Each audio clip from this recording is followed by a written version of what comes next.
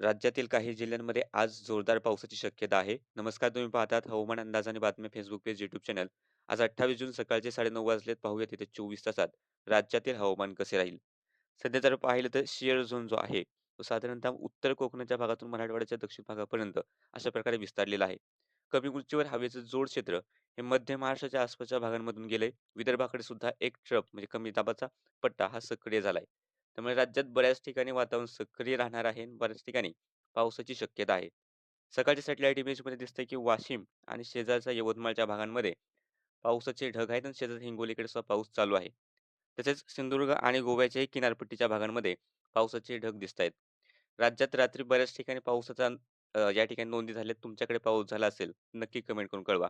बाकी सध्या तरी ढगाळ वातावरण आहे आणि येत्या 24 तासामध्ये रत्नागिरी, सिंधुदुर्ग, रायगड आणि इकडे गोवा मुसळधार पावसाची शक्यता आहे.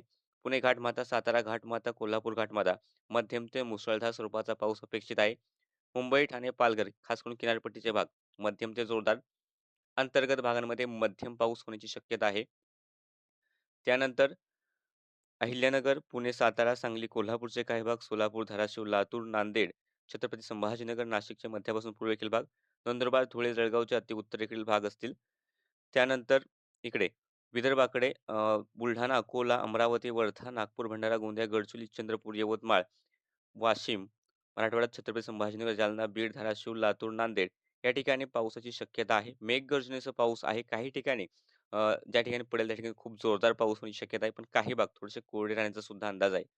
नाशिक, पुणेचे हे जे पश्चिमेकडील भाग आहेत, सध्या तरी विशेष शक्यता दिसत नाही. पण स्थानिक ढगनिर्मिती झाली तर याही भागामध्ये गडगडाट होण्याची शक्यता दिसते. बाकी सध्याच्या अपडेटमध्ये इतकंच. हवामानाचे असेच अंदाज पाहण्यासाठी चॅनल सबस्क्राईब करा, फेसबुक पेज फॉलो करा.